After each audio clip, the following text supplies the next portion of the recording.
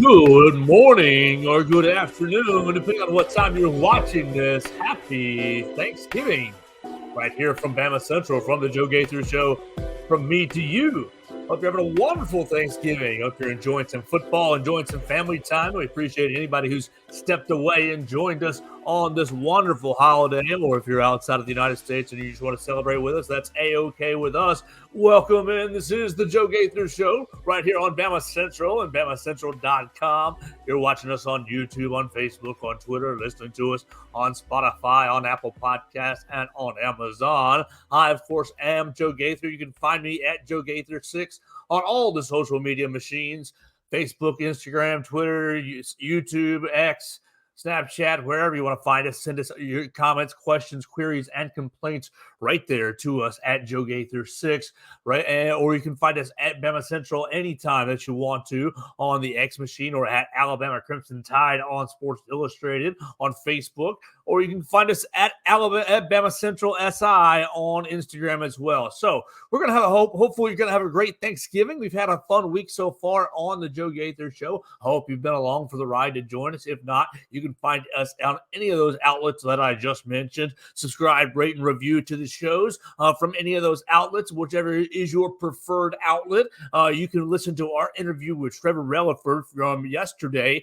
We enjoyed spending time with really, is he a top 5 guard in Alabama history? I mean, look, Alabama basketball has had a lot of good guards. I mean, not good guards, but great guards. I mean, even just in the Nate Oates era, the Nate Oates into the Anthony Grant, Avery Johnson, Anthony Grant era. I mean, Trevor Relaford was right here in that era. Kyron Lewis was right here in this recent era. J.D. Davison was right here in this era. If you haven't seen it, Javon Clinnerly is tearing it up for the Memphis Tigers are in his, 7th, 8th year in college. Doesn't matter. We wish him well, watching him do very, very well. You're seeing lots of guards go into the NBA. Mo Williams did it before Trevor Relaford. We referenced him, and several other guards during Coach Sampson, Jason Caffey, several other of his guards went into the NBA as well. So we appreciate our time with Trevor Relaford yesterday. Maybe a top 5 guard in the program history. He is number 1 all time in steals, and was all SEC 4 times in a row, 2 times first team SEC, one time second team SEC, and 1 time all freshman team SEC. So appreciate him giving some of his time yesterday on the program. Once again, I encourage you to check it out on any of the other platforms if you missed it. All right, so what are we going to do today? It's Thursday. There's all the sports are going on. If you're watching the NFL, you got 3 different NFL games. You're watching Cowboys and Commanders getting ready for that game. You're watching probably the Lions and Packers getting ready for that game as well. Seahawks and 49ers in the final game of the evening, and I hope you enjoy those games. Or you're watching the Egg Bowl. Goodness gracious, cannot wait for the Egg Bowl tonight. You can find that, I believe, on ESPN. Egg Bowl, honestly, low-key the nastiest rivalry in the SEC. I know I'm supposed to say the Iron Bowl, and it is coming up in just a couple of days, and that is going to be the subject of our conversation today on the Joe Gaither Show, as well as hearing from Austin Bidwell. If you joined us live on the program on Tuesday, we are going to play our conversation with Austin Bidwell. He was a part of Mizzou Central, so we're going to play that at the end here as we close down Thanksgiving. But no, Egg Bowl. Oh my gosh. Egg Bowl is one of the nastiest rivalries, and maybe the nastiest rivalry in the SEC. Just doesn't get the notoriety that the Iron Bowl gets. It doesn't get the notoriety that, Auburn and Georgia get, because the teams aren't necessarily as good. Auburn, Georgia often fighting for position, in their respective divisions. Obviously, Alabama and Auburn, living right there in the state, have competed for the SEC West crown a bunch of different times. Same with Alabama and LSU. So those rivalries getting a lot more shine. Same with in the East, Georgia, Florida, that rivalry. But honestly, there may not be any better rivalry than the Egg Bowl. So if you're thinking about something to do, something to watch tonight, check out the Egg Bowl. Look, so Alabama basketball is taking on Ohio State on Friday. Let's start right there, just real quick, real brief. We talked to head coach Nate Oates yesterday in the Coleman Coliseum. Goodness gracious, no offense, Coach Oates, but the timing was not so friendly to the media folks, but that's A-okay. We appreciated your time and hope you got down to Destin safely. Coach is going to have a fun little weekend on his hands. He's got Ohio State and then the winner of Oregon and Santa Clara if he wins the game, and loser of Oregon Santa Clara if he loses the game. So he's going to have a fun little back-to-back, and ideally he wins the game because it will help you guys and myself watch both games because if he loses the game, the loser of the game tips off, I think, about 2:30 in the afternoon. Oh, right smack in the middle of Alabama and Auburn. And so, honestly, Coach Oates, we love you so very, very much, especially right here on the Joe Gaither Show. And I appreciate, I love Alabama basketball so very much. But nobody will be watching your losers bracket game against either Santa Clara or Oregon, and I think you know that. He very much emphasized going 1-0 on Friday night, defeating Ohio State, the importance of defeating Ohio State, the importance of continuing to play strong defense, and the importance of carrying the lessons from these first four games. I mean, look, most of these teams were in the hundreds in KenPom. I think the highest one was Indiana State at 95 in KenPom, so most of these teams are much better than the competition that you're going to see going forward. Alabama at top 5? I think they're number 5 in KenPom. Ohio State at 51. So they're going to come in and give you better competition on Friday that you've seen at any point in this season. It's going to be important to carry. Look, if the shooting's not there on Friday night, that's okay. The shooting's not there. If you can hold a team to under 50, again, just like you did South Alabama. I know it was South Alabama. It's going to be a different competition level on Friday night, but if you can hold a team to, under 30%, if you can hold a team to right there under 0.8 points per possession, 0.75 points per possession, if you can hold a team under one of these great marks, and Coach Nate Oates talking about Alabama basketball in the 20s in basically net defense and needs to get a lot higher as the season continues. So that's going to be the focus for Alabama basketball. But of course, you guys want to talk about the Iron Bowl, and that's exactly what we're here to do today. Oh my gosh, I have 3 keys to defeating Auburn. I've watched a good bit of Auburn film over the last couple of days. I watched their game with New Mexico. I watched their game with Arkansas. I watched their game with Ole Miss. I watched their game with LSU. I've watched a lot of Auburn tape, and goodness gracious, look, they're bad. They're a bad football team. They're just not a good football team. And whether you want to blame Hugh Freeze and his coaching and some of his decisions, and you can do that certainly game in and game out. Or if you wanted to blame the fact that they don't have a quarterback or don't have any playmaking receivers, you can do that if you want to do that. Really, they're not a good football team. And what they have shown this year is if they do not play at their pace, if they do not play at their own pace, then they are really struggling to stay in the game. Now Auburn, look, they're 6-4. They're 6-5 on the season. This is going to make or break their season. You guys know that. Everybody knows that everybody knows the story. You lost to New Mexico State last week in a bye game, $1.8 million. We've already made fun of you on the Monday edition of the show, breaking down Chattanooga. We kind of already did the making fun of Auburn part. And so we're past all that. Look, you paid them $1.8 million. New Mexico State came in and beat your butt. But New Mexico State isn't the only team that's giving you kind of the big old can of whooping. New Mexico State's beating you. You lost to LSU. You lost to Ole Miss. You've lost to let's see. I just had it right there. Where was my Auburn Tigers sheet right there? Home. Yeah. You lost to Georgia, LSU, Ole Miss, A&M, and obviously New Mexico State. So there's your 5.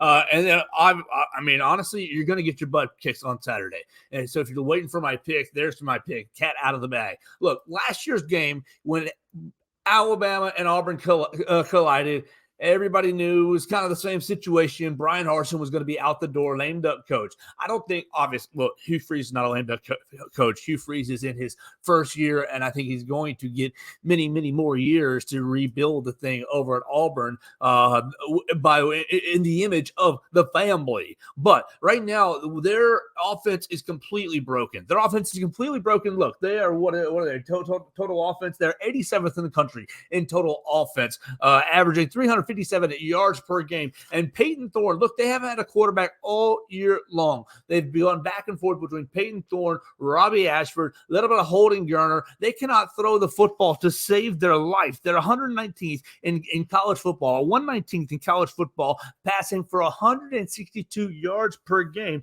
And think about this. All right, Peyton Thorne, he's had a couple of games there. He's the price transfer out of Michigan State.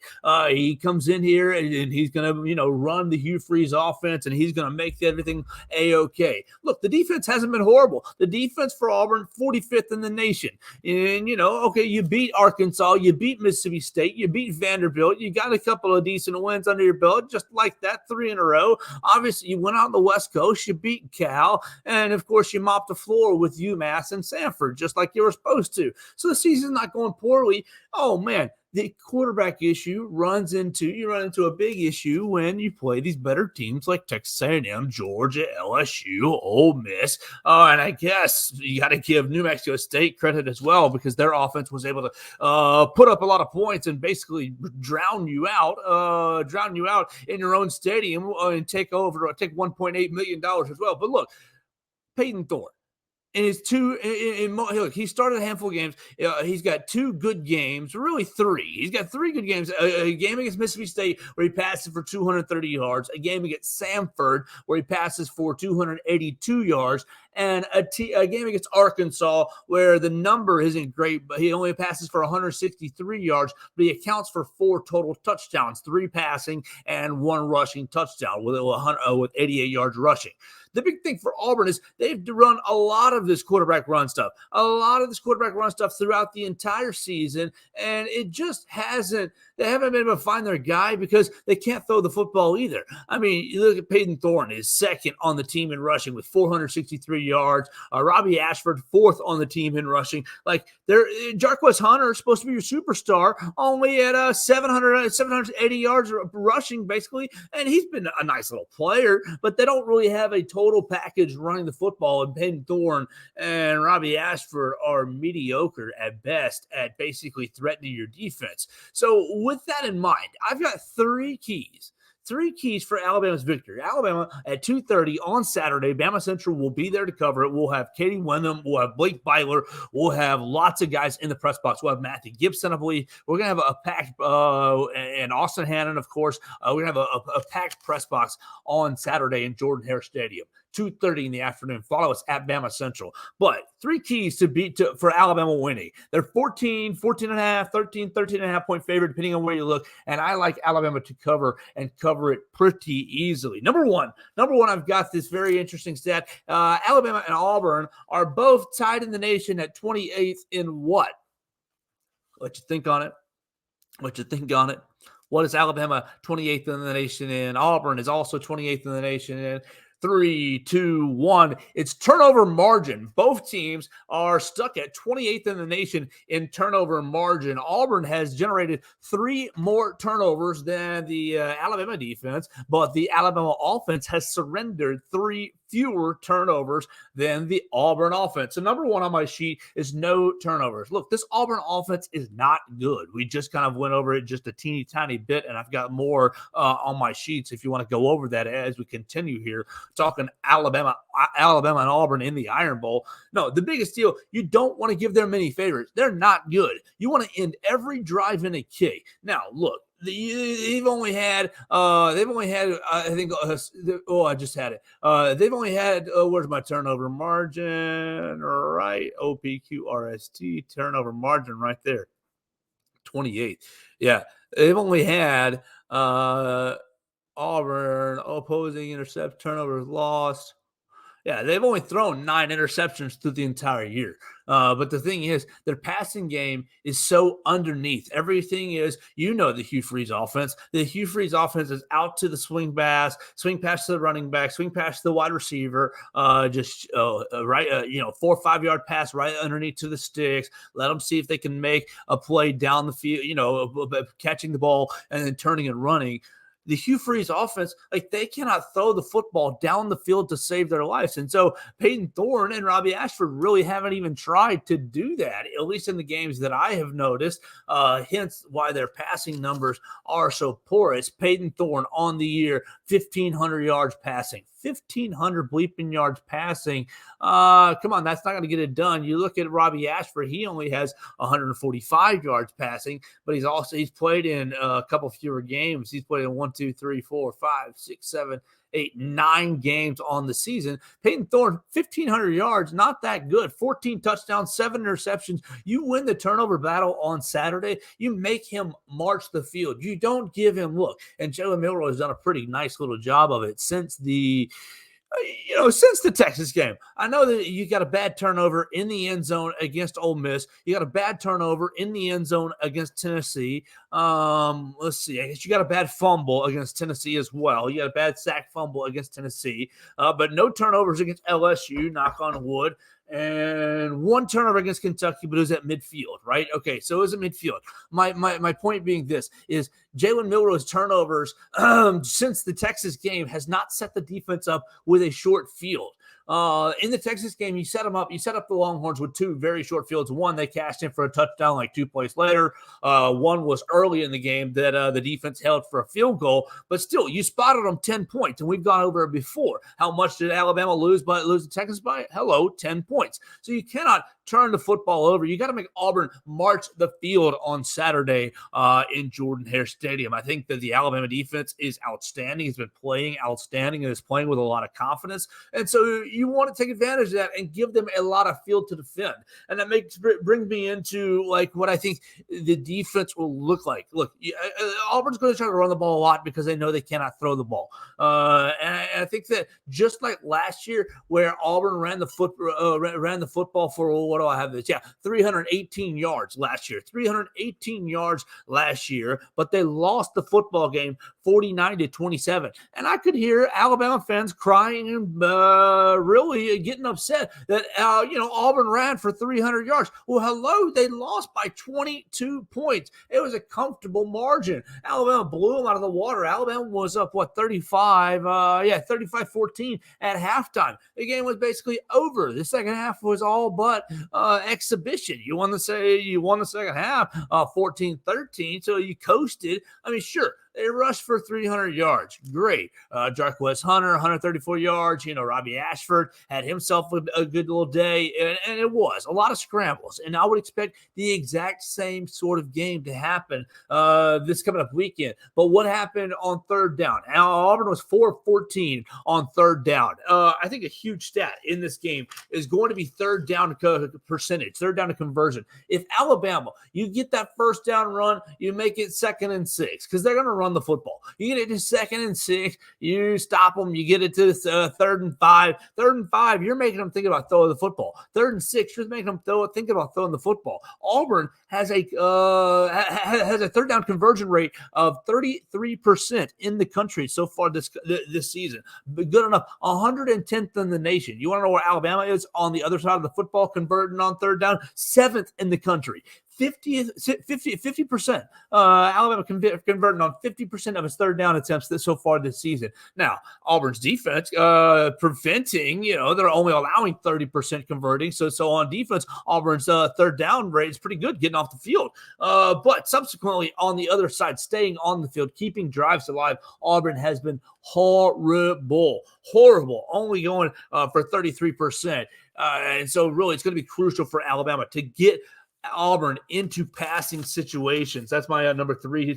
My number three key to the game. My number two key to the game that I kind of skipped over because that's how we do things on the Joe Gaither Show is starting fast. You look at Auburn's losses this year to LSU. You look at Auburn's losses to LSU and to Texas A&M. They got blown.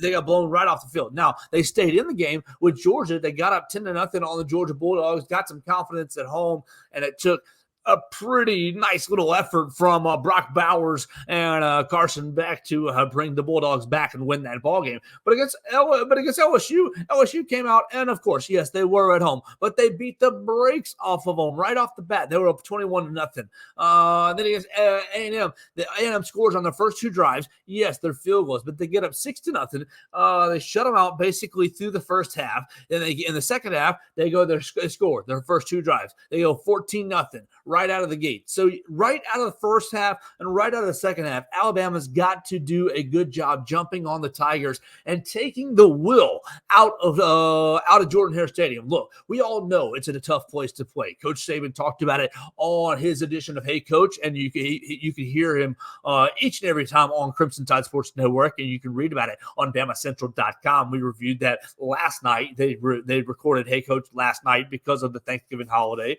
And once again, we hope you guys are having a great Thanksgiving. But no, Coach Saban saying, yes, I know that funny things happen, but he doesn't believe in voodoo. He doesn't believe in weirdness or, Auburn magic, Auburn Jesus. You hear all the phrases that I disagree with. It makes my stomach turn. I feel like, Coach Saban explained it pretty well. The better team pretty much has always won in all of these games. Even in the kick six game, Alabama had the ball, in the red zone, in the red area with many opportunities to score and walked away empty, resorting to what was that 58, 55-yard field goal that ultimately ended up sealing Alabama's fate. And so, yeah, you get the memorable play, the kick six play, but Auburn basically kicked your butt in the second half of that ball game. I think it's really going to take, Alabama needs to just get physical up front. Auburn's defense is not bad. They're not great. They're not bad. They're 45th in the country in total yards, allowing 353 yards per game. They're giving up 156 yards on the ground. So right at 78, good enough for 78th in the country. So that's not good. Come on. This is not a good team. They're 6-5 for a reason. They're getting dictated to, and they just lost to New Mexico State. Now, you cannot fall in the trap that, they lost to New Mexico State, so we can take it easy. We can take it lightly. No. Because Hugh Freeze is not going anywhere. Hugh Freeze isn't going anywhere. Here's the deal. If you have a mutiny going on, because Hugh Freeze the whole year has been saying, we got to do a good job in the transfer portal. We got to do a good job recruiting and getting better players in here. I wonder, going back to an earlier conversation, 2-3 days ago, talking about Kentucky and Colorado as well. I wonder if Hugh Freeze rubbing off on his players, saying we got to get better players in here,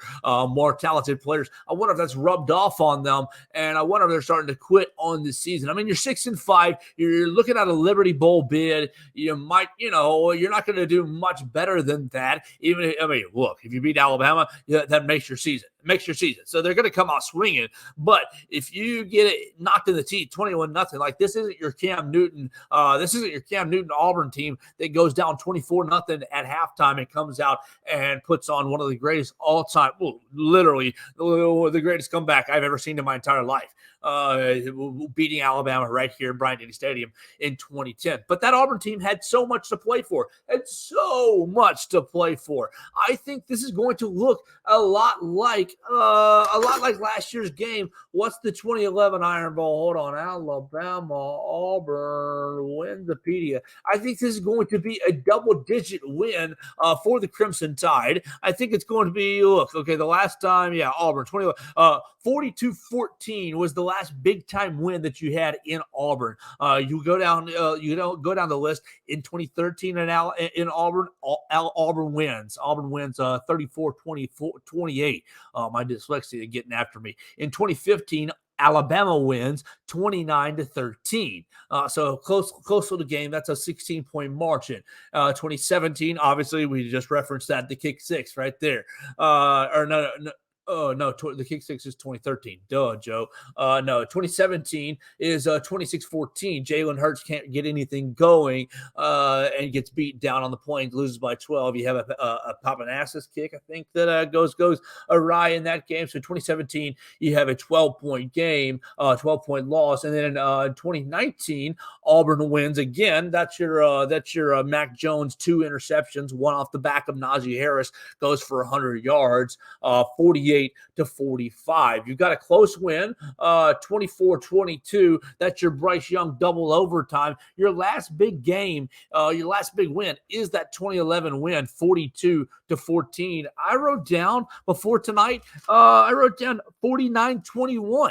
I wrote down 49-21 because I feel like this Alabama offense is going to be able to stay methodically on schedule and be able to, protect the football. I think they are going to, they've gotten to a level of confidence where, all right, you might have some false starts. You might have some, you might have some problems early on in the game, but let this team get its legs underneath it. Let this team get a feel for the game. Let James Burnham punt the football away if you have to punt the football away, and allow. Look, this Auburn offense is one-dimensional as all get out. They can always run the football. So what you need to do is in the first down, second down, load up, prevent Jarquez Hunter from getting going. Robbie Ashford ain't no threat to run the football. Peyton Thorne ain't no threat to run the football. Yeah, they've done it through the season, but they're not going.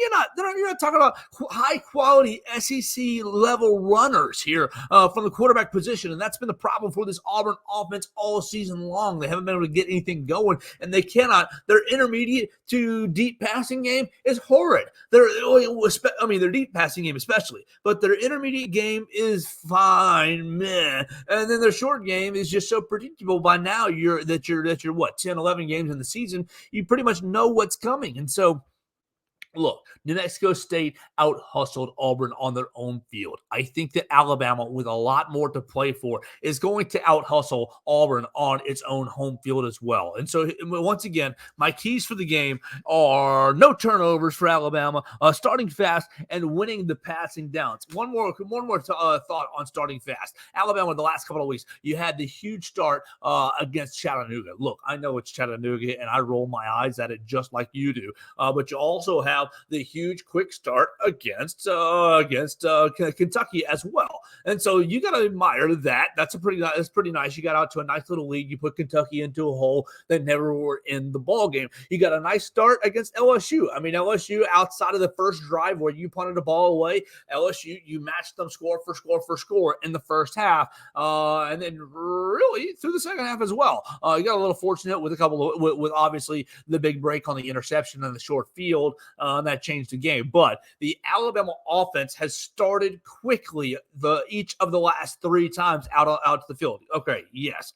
The Tennessee game was rough. Obviously, you go into halftime with the deficit. What were you down 2013, 20-6 in that game. And so, look, the Alabama offense, since that moment, you came out in the second half, you go 2 plays, you get a touchdown. The Alabama offense has basically found a sense of urgency since really going into the locker room at halftime against Tennessee. And so you want to hold on to that sense of urgency? Yeah, I know it was just Kentucky. I know it was just Chattanooga. And I know the LSU defense is very bad. Well, the Auburn offense ain't world beaters. Now, they're better than the last 3 teams you played defensively. They are. And so give them credit that way. But Tommy Rees has found some nice little buttons, some nice little methods of getting different players the ball. And I really like what Alabama is doing running the football. Look, you want to see more Justice Haynes? I get it. You want to see more Jam Miller? I get it. But Jace McClellan and Roy Dell have carried the load throughout the entire season. You've gotten Kendrick Law involved. You've gotten Isaiah Bond involved. You've gotten Jalen Milroe involved.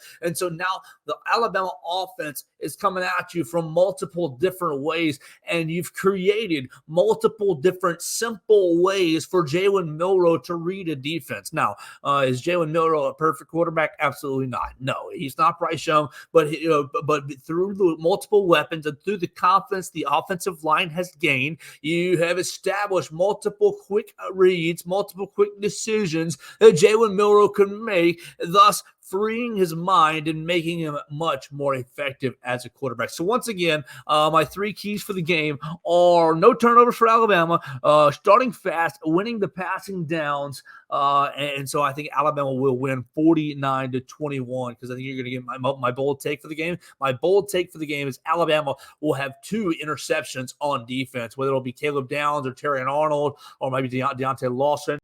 On a tip ball, I think you're going to have 2 interceptions for Alabama on Saturday. I think Peyton Thorne and Robbie Ashford are going to be under a lot of heck and going to throw up a couple of lame ducks for Alabama's defense to feast on, thus creating a big old blowout for the Alabama Crimson Tide, keeping the momentum going into Atlanta. So that's going to do it for my portion of the program today. I'm turning it over to our conversation that I had on the show with Austin Bidwell. Austin Bidwell works with MizzouCentral.com, one of our brother-sister sites. You can check out MizzouCentral.com anytime you like. They're covering all things Missouri, just like BamaCentral is covering all things University of Alabama. They're doing it with the Missouri Tigers, so they're trying to go things. And so I'm going to turn it over. Well, before I turn it over to my segment with Austin Bidwell, it is Thanksgiving, and I do want to say a quick thank you to everybody who supported me throughout really my entire media career, but this year in particular, this year has been quite a challenge for myself. I changed from my first job in media to my second job in media. I'm very, very thankful to you, Chris Walsh, for giving me an opportunity here at BamaCentral and BamaCentral.com. I appreciate you letting me write on the websites as well. So anybody who's reading my work at BamaCentral and BamaCentral.com, I appreciate you. Anybody who's watching the shows, if you subscribed, if you rated, if you've reviewed, if you've left a comment, whether it's positive or negative or funny or not funny or mean or nice, I really don't care. Honestly, I'm thankful for you as well. Any interaction that you have, any criticisms, any comments, any encouragement, whatever you have. We've had a lot of great interactions so far through the, almost 7 months that I've been with BamaCentral.com. So I really appreciate everybody who's made the show what they've made it so far. I plan on hopefully having a big, second year. This has been a huge project. We are working to make it better each and every day. And I appreciate everybody who stands by me. I appreciate Mom and Dad. I love you guys. I'm eating with you guys now as we speak. And everybody who's listened and commented and sent me a message. You can always follow me at Joe Gaither 6 on any of your social media platforms of choice: Twitter, Instagram, Facebook, YouTube, Snapchat, and we can talk sports, we can talk life, we can talk whatever you want to right there at Joe Gaither 6. And then, of course, you can subscribe, rate, and review The Joe Gaither Show on BamaCentral, on Spotify, Apple Podcasts, or on Amazon. Subscribe to BamaCentral's YouTube channel. You'll never miss a single episode. I'm thankful for you guys, the viewers, so the most, because without you, I'd have nothing. And you guys make this thing so much fun and possible each and every day. So I appreciate you guys the most. I hope you have a great Thanksgiving. Hope you're eating a lot of food. I hope you're getting geared up for the Iron Bowl. Share this episode with a friend. On Friday, we're going to have Football Friday. We're going to have Football Friday with, I believe, Katie Wyndham and Austin Hannon. We're going to have Football Friday with some other jokers. I don't know who else is going to jump around and join us. But we will have a fun episode on Friday breaking down the Iron Bowl and all the other SEC games on board. Will Alabama get its chaos? Will Alabama get its help this weekend? You'll see Ohio State and Michigan going at it at 11 a.m. on Saturday. We'll talk about it on Football Friday coming up on tomorrow's episode of The Joe Gaither Show on BamaCentral and BamaCentral.com. Coming up right here is Austin Bidwell of Mizzou Central and MizzouCentral.com joining me on Tuesday to talk about the Tigers.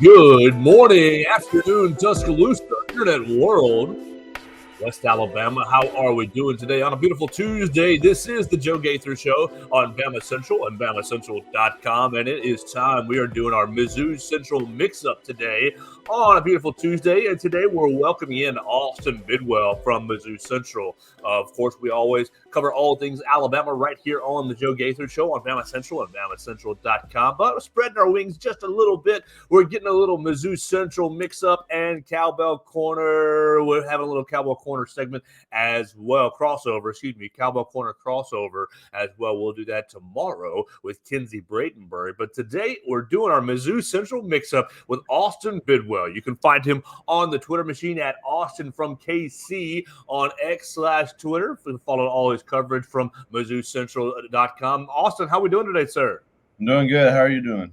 Oh, having a great day, doing well so far, enjoying the week. It's rivalry week, and for Mizzou, that means Arkansas. But let's not get too far ahead of ourselves. Missouri keeps their excellent, their dream season going by beating Florida 33-31. Okay, from the outside in looking in, what the heck happened? Mizzou, you're supposed to beat Florida by a lot. They stink.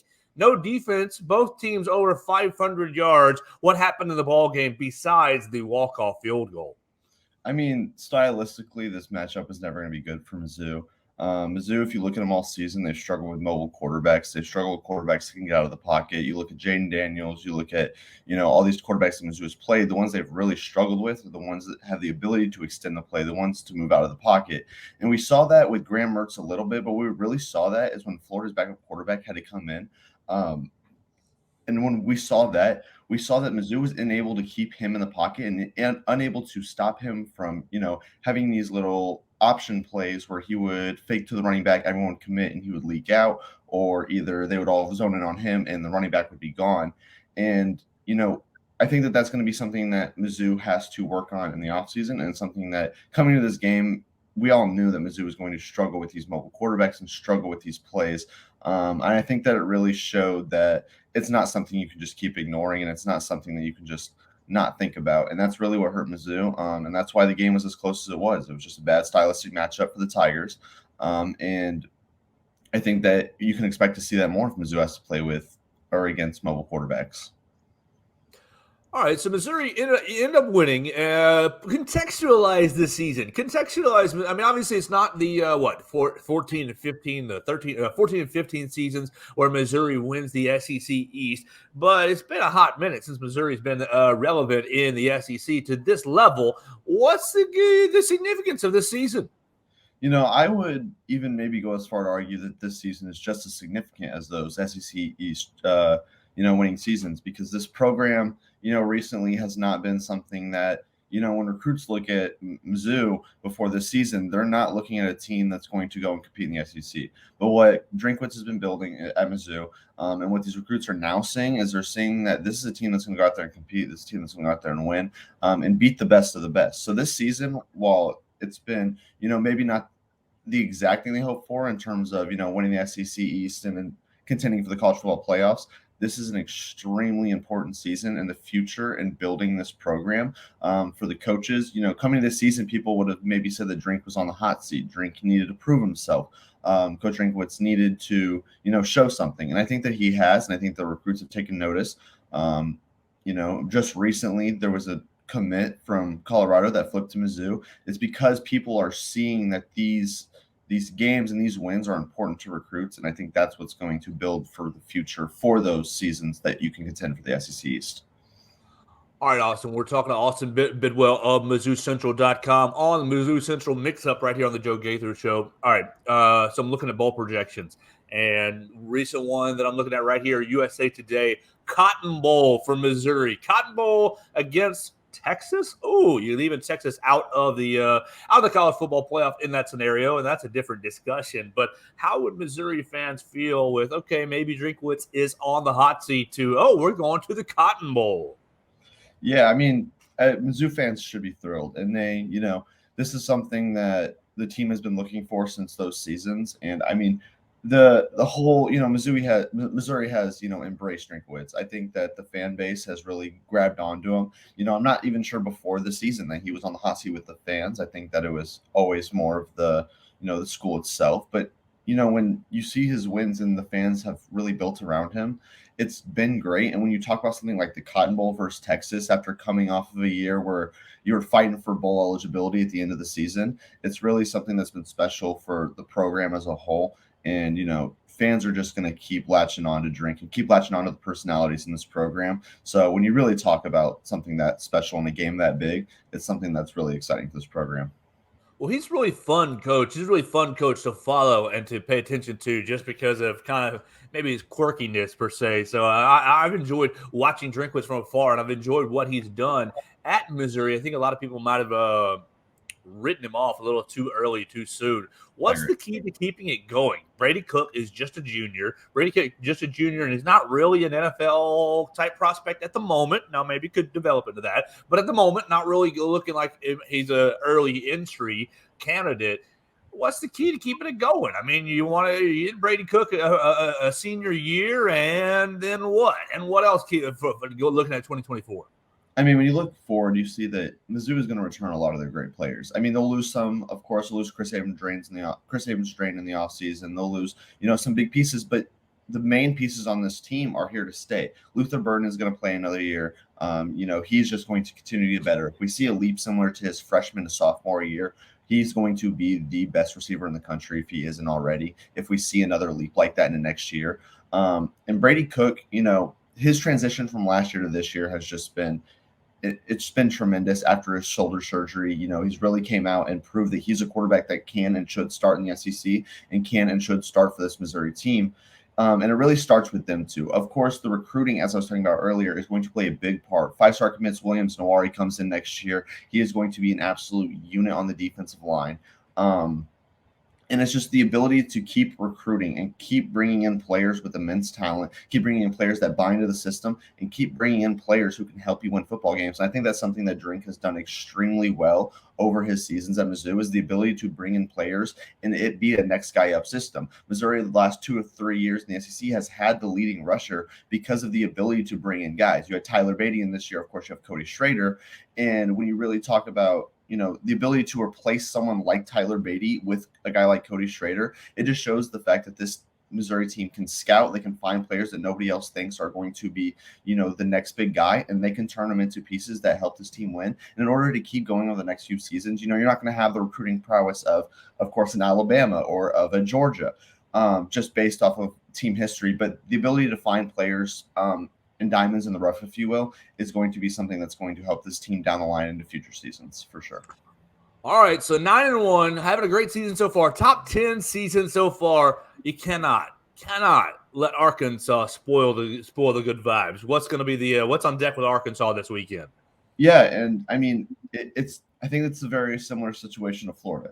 KJ Jefferson, I think, is going to have a great game. I think KJ Jefferson is the type of quarterback that Missouri does not want to play. They don't want to go against the guy who can take off and run and can also throw the ball 50 yards down the field, because he's a great player, and Arkansas, is not having a good season. It's bad this year for them. And Mizzou has a history of beating Arkansas. Mizzou has, come out and they've put on paper that they know it's a rivalry. They think it's rivalry. We don't care if you think it's a rivalry. And that's what Missouri is saying right now. And they're going to come out and they're going to prove it. And I think that they really have to contain KJ Jefferson. They have to continue to get their offense going. Look at Cody Schrader early to, set the tone early, try to win in the trenches, and just try to, play physical. Don't allow for these trick plays, these plays where the quarterback gets outside the pocket and extends a play, because that's where you lose to a team like Arkansas. And that's really where the upsets happen. All right, Austin, you got any big Black Friday plans? I don't know if a lot of people will realize it, but this game, Missouri and Arkansas, is on Friday at 3 p.m. Central. So you let the family, the sisters, the girlfriend, the wives, the mothers, cousins all go shopping, and you're standing around watching football, right? Absolutely. That's going to be a really important game for, the program. So you're going to have to tune in regardless of whether you think it's going to be a big win or a close game, just because of, how pivotal this game can be in Mizzou trajectory towards the future. Because you win this game, you're finishing the season 10-2 or 9-2, heading into bowl games. And if you lose this, it's a 9-3 or an 8-3 season heading into a bowl game, which is, it's fine, but it's not how, the fans and the coaching 10 staff. and 2 is a whole lot better. It is a whole lot better, especially when you're playing in a New Year's Six Bowl compared to not playing in a New Year's Six Bowl. So, I mean, I'm going to be watching the game, and I think that everyone else who follows Mizzou football should be tuned into this one. All right, Austin, tell me a little bit about yourself and about what's going on at Mizzou Central before we talk about basketball. Yeah, I mean, so I am a freshman here at Mizzou. Yes, I'm from KC, as the Twitter name would suggest, Kansas City. Just kind of getting into it. I found a really good team, Mizzou Central. The team is amazing. I can't express enough. Joey, Chase, all of these great writers. Quentin is coming on the staff next semester, and it's all headed by Chris is a great guy to lead the charge, and I think that we're really building something special over there, and I think it's something that as proven success as you could see at BamaCentral. Great site, great content, and I think that's what we're trying to do over here. And we're really just trying to make something that's enjoyable to everyone who wants to read, everyone who wants to listen, because it's our passion and it's something that we're really excited about. Well, Austin, what's going to be maybe your lane or some of the lanes that you hope to carve out with Mizzou Central? Football, basketball, recruiting, or something different? High school sports? What's going to be like the Austin Bidwell? This is the path that I dominate. Yeah, so recently I've been doing a lot of football, and I will tell you that's definitely my main and favorite sport when it comes to college athletics. I really do love basketball. I'm covering a little bit of basketball from Mizzou Central, but really just football. And look for me to, when the draft starts rolling around, we start getting into a little bit of the past season, start doing some, projections in the draft and NFL fits for, Mizzou players and talking about where they're going to go to the NFL, because I think that's going to be a very, fun thing to look at after the season, because Mizzou usually doesn't have this many NFL ready guys. So, hopefully to cover a little bit of that, keep up with football, and then you might see me on some basketball. Well, let's flip to basketball real quick. I appreciate your time. We're talking to Austin Bidwell of MizzouCentral.com for the Mizzou Central mix-up on the Joe Gaither Show. Missouri basketball started off the year okay-ish, a bit up and down. Had a weird year. 3-2. You beat Minnesota on a big old comeback. You lost to Memphis in kind of blowout fashion. But then Monday, Sunday night, you lost to Jackson State. So what's going on with Dennis Gates' program? Because I walked into the season thinking Dennis Gates, dark horse, sleeper for an SEC title. Yeah, the talent may not be the same talent that Texas A&M, Tennessee, Arkansas, or even Alabama has, but I think Dennis Gates is a hell of a coach. So what's going on with a 3-2 start with South Carolina State coming to Columbia tomorrow? Yeah, so and I mean, you go back to Dennis Gates. Dennis Gates, regardless of how the season played out, is a hell of a coach. He's proved that, and he has been great for this team. I don't think that there is a more loved figure in Columbia, Missouri right now than Dennis Gates. You can ask any of the students, anyone, they love Dennis Gates. And I think that, as this team continues to gel, they will get better over time. You can expect them to get better. You can expect them going into conference play to look better. But it's hard to win games when you don't have a true number one guy.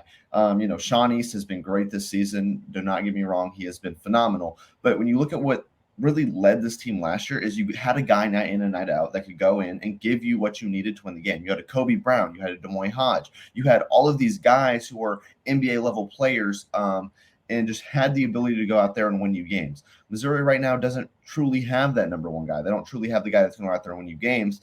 And when you really look at the game they had against Jackson State, as well as the game, maybe against Memphis, you see that Missouri's inability to guard at the guard position is really what is hurting them.